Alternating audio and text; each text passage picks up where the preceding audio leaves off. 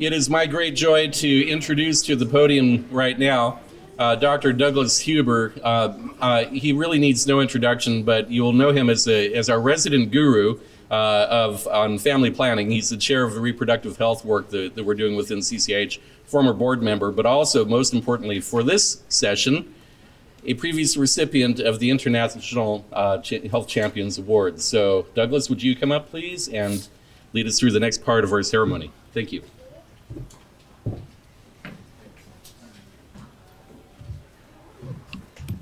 Thank you. Well, I have perhaps the most delightful task of this whole conference, and that is to introduce the next of the 2019 Christian International Health Champion Award to Karen Sichinga. And annually, CCIH gives this award, and if you would open your booklets, if you like, to page 30, you can read much more about Karen than I'm going to tell you in these few minutes. But it's for the CCIH recognition of an individual who's dedicated his or her life to global health from a Christian perspective and made significant contributions to the field and to the development of CCIH. So we all may know Karen as the executive director of CHAZ, the Christian Hospitals Association of Zambia, which she's held for 10 years, an organization that collectively covers about 30% of healthcare in Zambia and about 50% in the rural areas. No small achievement. But in addition to that, CHAZ has been a recipient for a number of years of the Global Prime Award. Now, those of you who may not be familiar with the Global Prime Award, this is the principal funding through which the Global Fund provides funding to a country. And this takes an incredible responsibility and accountability that is no easy task. And I know some major international NGOs that shy away from even touching this area, and many who do, in fact, fail. So that's one accomplishment. And there's many others in the bio that is Karen's impressive resume and the incredible number of roles that she plays. And first I want to just say, when I grow up, I want to be just like Karen Sichinga. She does it all, and with grace and with humor and deep compassion, and it's just wonderful. But what you won't read in there, that Karen is also a force of nature. I've seen Karen in meetings, for example, when she was the chair of the African Christian Health Association's platform board, and there were tough issues that needed to be discussed. Nobody was touching them. Karen stood up and said, here's what's important and we need to tackle now. And everyone listened. Not only that, when CHAZ was hosting the HAP meeting in Lusaka, she was introducing the Minister of Health who was there with us. And she said, in her introduction to the minister, she said, and Mr. Minister, we've understood that 70% of Zambia's contraceptives are coming from donors, and that is not going to continue because their funding is going to, and we need the Ministry of Health to step up and fund those because women rely on them. And the minister listened. So that's Karen. If all that is not enough, Karen also has a beautiful voice, and she is not at all shy about using it to lead us in worship and song. And so it is my great delight and pleasure to present this year's Christian Champion Award to Karen Sichinga. Please come on up, Karen.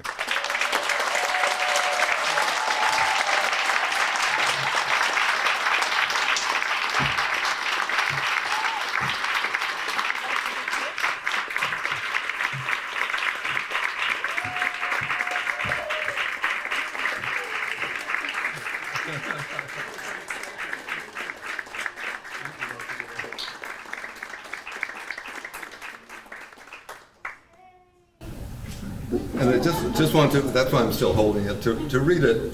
In recognition of your outstanding contributions to promoting international health from a Christian perspective. Karen, thank you for all that you do. Thank you.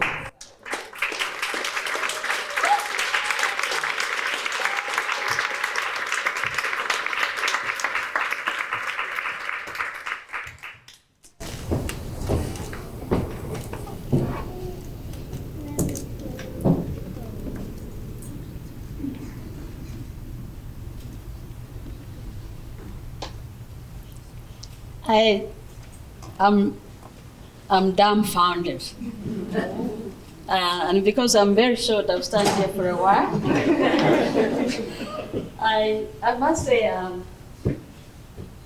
when I was informed, and like I do all the time, because of a lot of national assignments, and if I know that I have not spent much time in my office because of national other assignments, then I have to work at home at night.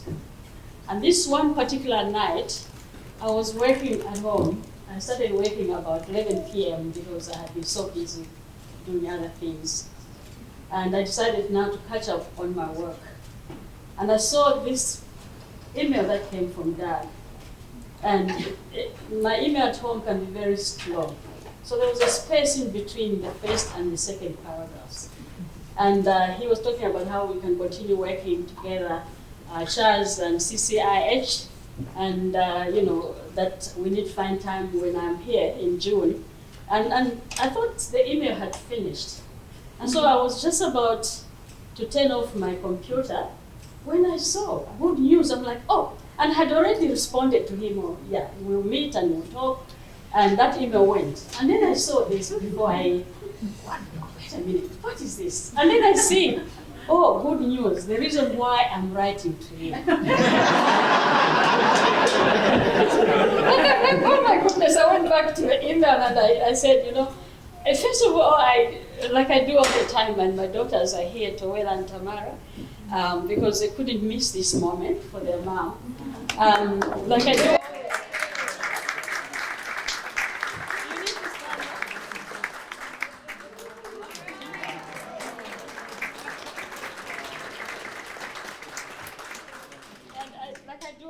I said a prayer and I cried. I had no words. And I'll tell you why I cried, because I always consider myself the least of you all seated here. You are great men and women who serve God more than I even do. You're great women of God, of faith, who perhaps have more faith than I have in God. And so I consider myself the least of you all. And I don't think of nothing but God's doing. So allow me now to just say a few words, what got me here. Yoram will tell you that I'm not very good at reading speeches. But last night, after I had so many people asking me, so what are you going to say? I had planned to just say thank you very much. But I had so many people, what are you going to say? We want to hear more about you. And I feel very shy to talk about myself. But allow me to just say something about how I got here. First, one of my high school subjects for my Cambridge school leaving certificate from grade 10 to grade 12 was health science. It is from this course that I grew an appetite for disease control and public health. To me, it made a lot of sense to prevent people from getting sick than to wait until they got sick, then you treat them. Treatment, as we know, can fail, and it's not always successful. The problem for me at that time, in the 70s, when I graduated from high school in grade 12, there was no opportunity for me to go straight into public health, university or college program, at least not in my country, Zambia. So I took up nursing Don't be disappointed, nurses. We get into these professions for a reason, and we get into nursing for a reason. So I took up nursing. I only took up nursing as an entry point into public health. Because back then, you couldn't get into public health unless you were a medical doctor, and then you're going to do it as a postgraduate program. But until that time in Zambia, it's only now that you can go straight into but during my time, you couldn't get into public health unless you were a doctor. So I decided I was going to do nursing first so that I can get into public health, because that was my passion. Secondly, the AIDS epidemic that claimed so many lives in sub-Saharan Africa in the late 80s, 90s, and early 2000s, before treatment became available, caused so much pain and anger in me, particularly after losing 3 siblings of mine. And two of those siblings were my brothers, my older brother and my big brother, and they also lost their wives and their second children to HIV and AIDS. And I also lost a sister to AIDS. So I lost 3 siblings and 3 sister-in-laws to HIV and AIDS. But what made me so sad and angry was the pain I saw in my mother, whom I loved so much. She's late now. My mother went through so much pain of losing the 3 of her grown children to HIV, and I needed to do something about it. I felt I needed to do something about it. If you're seated here and you're first daughter, you will, this will resonate with you. When you're the first daughter, I come after 3 boys, you always want to play the big child. You always want to play the mother. So I wanted to do something about the pain I felt and the pain that I saw in my mother's eyes after she lost 3 of her children.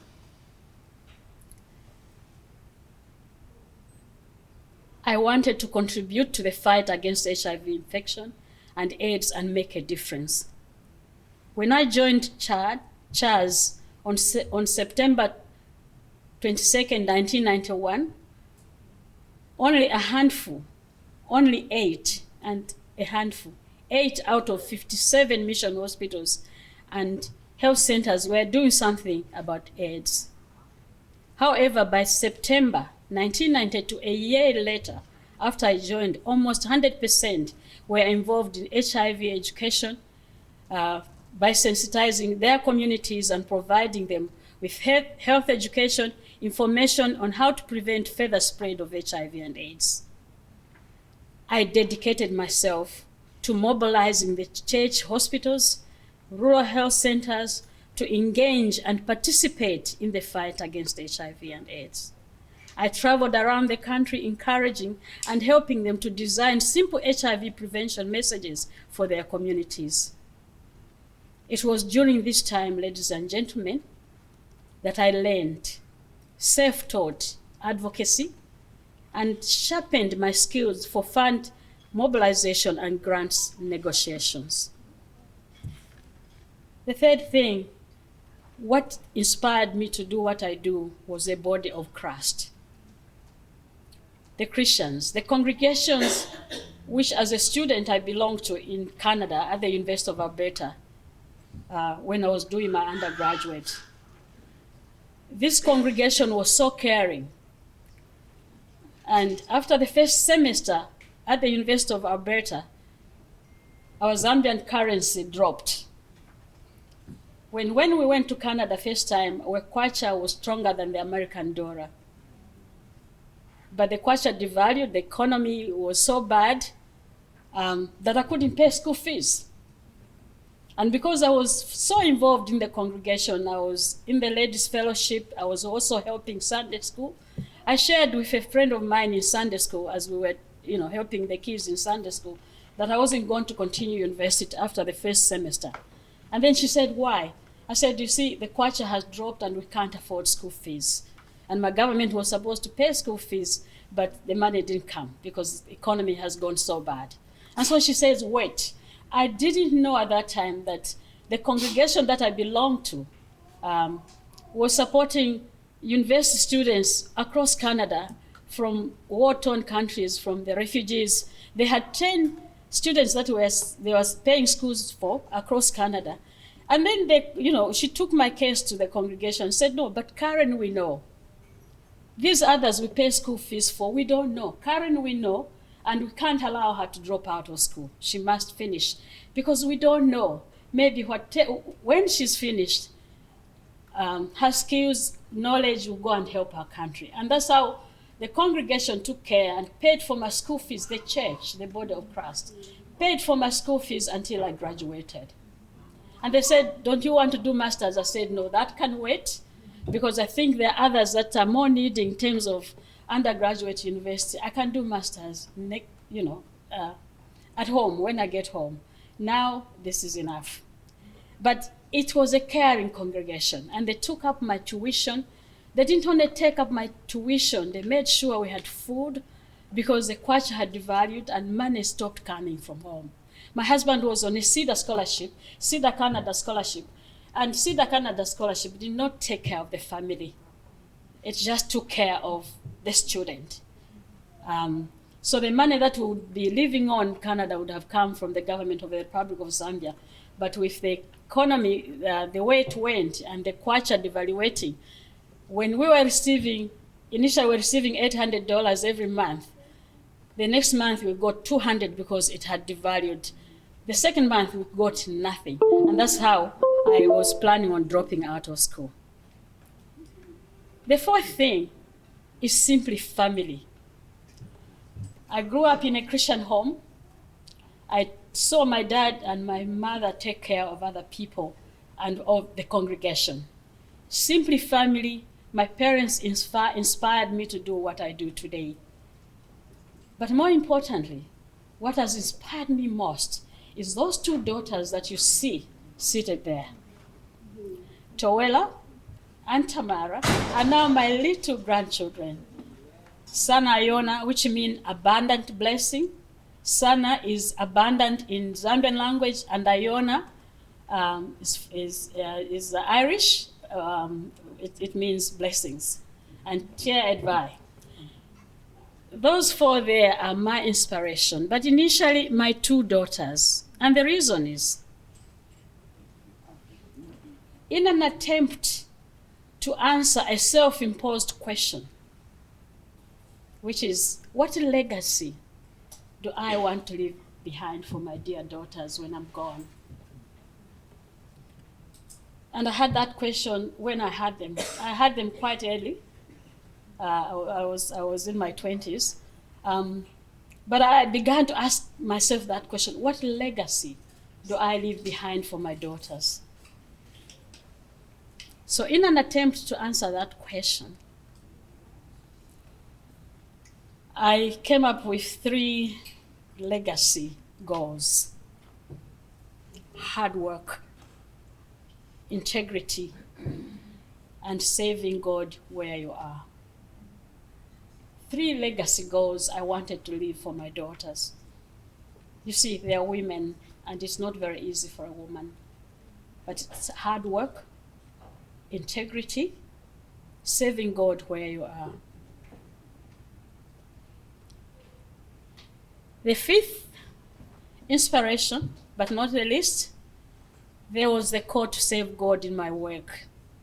I consciously made a commitment to serve God in my work, where I was, where I am, where I will be. So I decided it wasn't going to be being a steward in the church, in the congregation. It wasn't going to be an elder in the congregation. It was going to be there and here and in my job, particularly in my job. I decided I was going to serve God in my job, whatever job. I started off as a program officer at CHARS, and then, manager health programs, then director of programs, and now ED. But I decided then that I would serve God in my job. This meant that I had to lead by example, Remain a woman of integrity. Be committed to the core. Inspired mostly by the scripture from Ephesians chapter 6, verse 7 to 8. Do your work with enthusiasm. It says, work as if you were serving the Lord, not as if you were serving only men and women. Remember that the Lord will give a reward to everyone, slave or free, for doing good. Slave or free for doing good.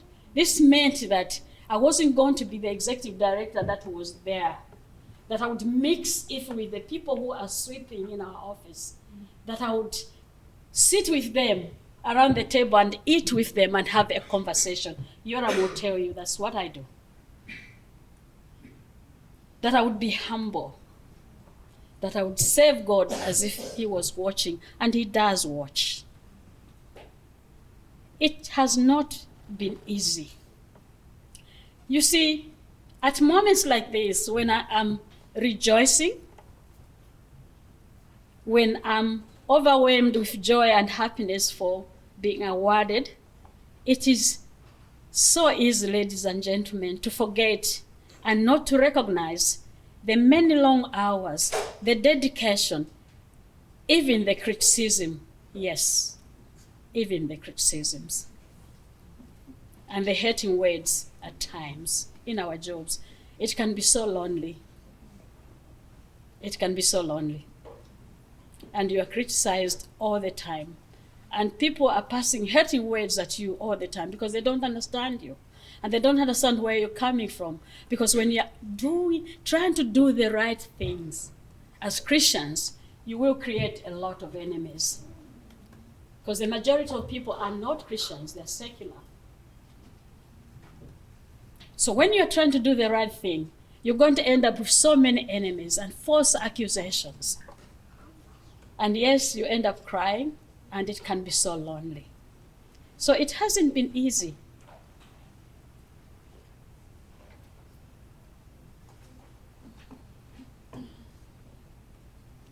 So even the hurting ways that have been endured over the years, it's so easy to forget right now because I'm overjoyed. But it is by God's grace that this commitment has been sustained. Because our God's word says it is not by might nor by power, but it is by his grace. And his grace has been sufficient for me. There are also those whom God uses to support our work and inspire us to continue the good fight. We must not forget them. My work would not have been possible without the support of other people and church staff and the board of trustees and our church leaders and partner organizations such as the CCIH. All of you. Sometimes when we say CCIH, we mean only the secretariat, but it's all of us seated here. We are CCIH. It does not only mean Doug and his staff or Mona and his staff. It means all of us here who believe in one common cause in CCIH. So our work at CHAZ would not be possible if we didn't have your support, one way or another. CCIH that represent our work in the global north. Yes, in the global north. Yes, in the global north. Because you see, without our partners in the global north, we would not be exposed. We've been discussing how we, faith-based organization, we do not take time to document our work. We think that it is being humble by not selling ourselves. We do not know how to beat our own drums. And without the partnership in the north, and we need you in the north to sell our work, to even help us document. I'm not shy to say help us document, because that's not what we do best at home or in the global south. We have so much to do that needs our hands, and we have no time to sit down and document. So we need you. we need you to continue singing our song. And so CCIH, please continue doing what you're doing, exposing us to the powers that are, exposing us to the funders and other donors that would support us materially or even with human resource. CCIH has provided space, such as the annual conference, for us to share and cross-fertilize our ideas and experiences. But it has also been about prayer. For me, it has also been about prayer, and prayer without ceasing. When the going gets tough, all I do is kneel down and pray. To me, this award represents unity of purpose. So it is not my award alone. It is for all of us. It represents unity of purpose. It represents unity in Christ's vineyard. Most importantly, this award represents a sustained resilience to the core. This is because I believe that we have all been called to serve God in whatever capacity, whatever nature of employment or voluntarism. We are serving God by promoting the health of His people, saving the lives of the less privileged people in society, and speaking for and on behalf of those who cannot speak for themselves in matters concerning their health and their well-being. To me, this award is also a celebration of other people who generously and willingly proposed and voted for my name among other well-deserving candidates for this award. I thank you all for the confidence. The award is also a celebration for those who have mentored me over the last 30 years of my career. It is also a celebration for the Churches Health Association of Zambia Chair's Board of Trustees, management and staff who gave me space, supported me, and believed in my capacity to deliver. This award is also a celebration of my country, Zambia, which has given Charles freedom to serve God in this manner and be a participant in the health service delivery in the country. I also believe that this award is a celebration for CCIH that has partnered with Charles in his advocacy work and has witnessed Charles' transformation. Finally, the 2019 CCIH Award, Champion Award, is celebrated by my family, my two daughters, Towela and Tamara, who have given me invaluable support and love over the years. And I thank you. To my little grandchildren, Sana and Tia, I pray you will be inspired by my work when you grow up. Finally, ladies and gentlemen, champion means a winner. I am not the winner. We have all won because we're in this together, simply because we all accepted the call to save God's people.